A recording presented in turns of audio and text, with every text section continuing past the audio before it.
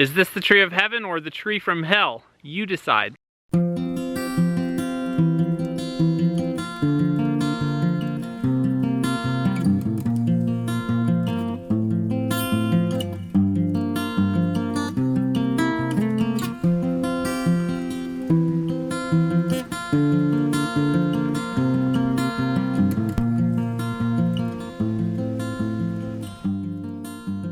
So today I'm going to do a little bit of forestry management. That may not be a really accurate description. I'm really just going to work on getting rid of a tree that is an invasive species, and I'm trying to get rid of it in the area above my garden. There's a really thick patch right up here above the garden. The tree in question is called Ailanthus. It's often known as the tree of heaven, but some people call it the tree of hell. Ailanthus is a highly invasive species originally from China. This wood is pretty much worthless as far as I'm concerned. It's very low quality wood, extremely lightweight. If you burn it in your house and even the smallest amount of smoke gets out into your house, it has a nasty stench. I'm not going to use it as firewood. So why is Ailanthus, or tree of heaven, considered an invasive species, and why would you want to get rid of it from your homestead? It's an invasive species because it's not from around here and it spreads rapidly. Ailanthus can spread from seeds, and I found these things way out in the middle of the woods in areas that had been logged many, many years before, and I'm assuming they were brought in up the old logging roads on the tracks of machinery. The Ailanthus also has a unique suckering ability. That means if the main tree dies, that lots and lots of little clones will come up from around the base. If you cut the main tree, lots of suckers come up from around the stump. It's pretty hard to get rid of. And the reason you might want to get rid of it from your homestead is that the wood is of very little value. It's extremely brittle and weak wood, and it's stinky. Even the Chinese name means foul-smelling tree. Now, it does have traditional Chinese medicinal uses, but I don't really know anything about those. I want to get rid of these trees so they don't spread and take over, and so that I can replace them with a more valuable species.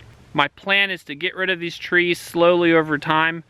I've cut a few dozen of them. I've piled them in these long kind of composting piles on the edge of my garden, where I eventually might grow some shade-loving plants. I have some of this Ailanthus that I've cut stacked right here for campfires. This is one of the lightest woods I know once it's dry. There's just not a lot of substance to it. There's some really interesting historical notes about the Ailanthus tree. It was actually deliberately imported to the United States in the 1780s. I was reading about this morning. From the late 18th century or 1700s to the early 19th century or 1800s, Chinese art was extremely popular. There's a French term, chinoiserie, which refers to imitations and interpretations of Chinese art by European artists. It was mostly focused on kind of decorative art.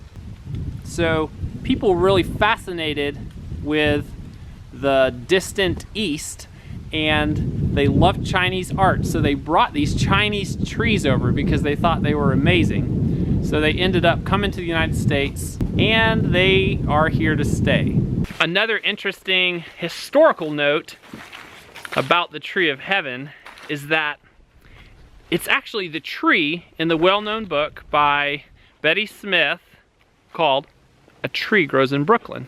The funny thing about this is that the whole story of A Tree Grows in Brooklyn is about this second generation Irish immigrant and her just tenacious approach to life. And so the tree is actually a metaphor. The tree that grows in Brooklyn in the book is a tree that's growing out of a crack in the pavement.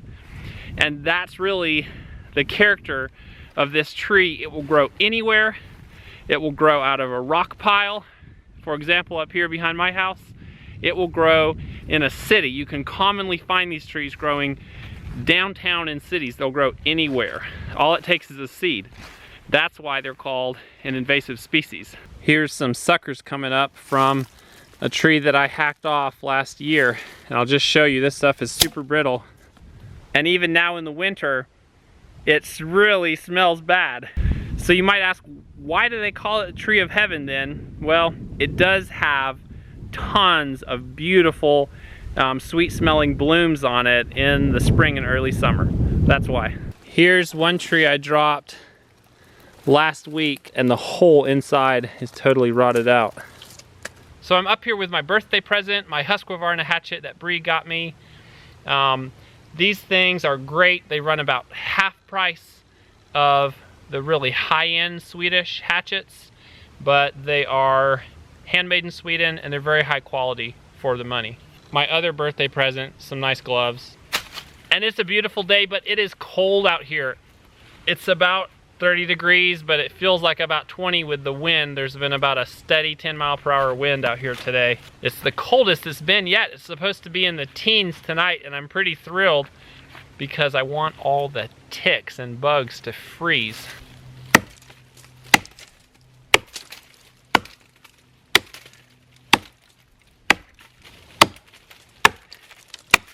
If you've never chopped down a tree with an axe or a hatchet, I highly recommend you do it just for fun if you get a chance. The Ailanthus is especially gratifying because the wood cuts really, really easily. This one too has a totally rotten center. It makes me a little bit wary because when you cut your notch, you don't have that nice middle of the tree to kind of work as a hinge to drop your tree towards your notch. It could actually go kind of any direction with that totally hollow center. You also have to be a little extra careful cutting trees that are this brittle because sometimes they will literally just break off and go when you don't expect it.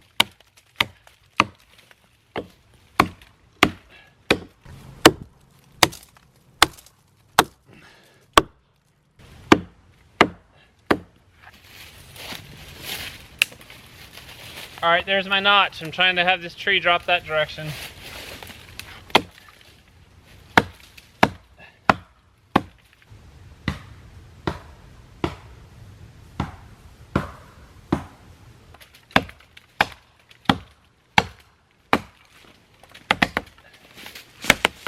Well.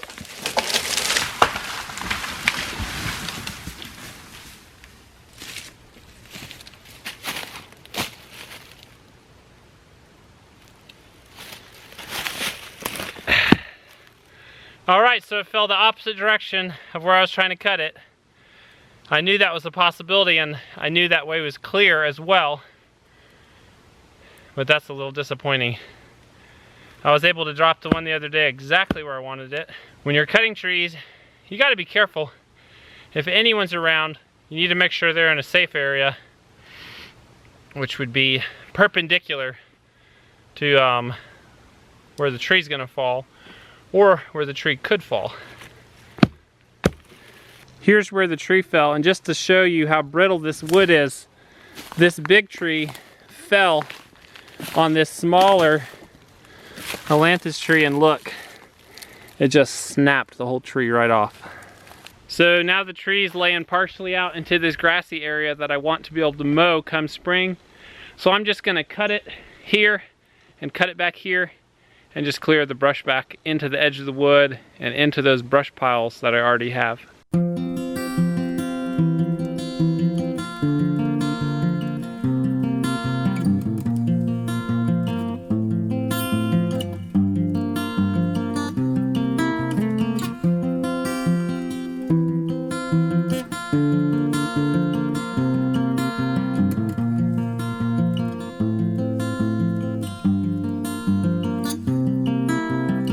Now I'm hot from that work. That will about wrap up my forestry adventure today. I got rid of one of these big trees, which I call the tree from hell, and that tree will not be dropping seeds this year. I've got a lot more to go, but I have years to do this project. I'm just gonna keep them in check for now, but I will win in the end. Thanks for joining me. I hope you enjoyed that, and you'll have a great day.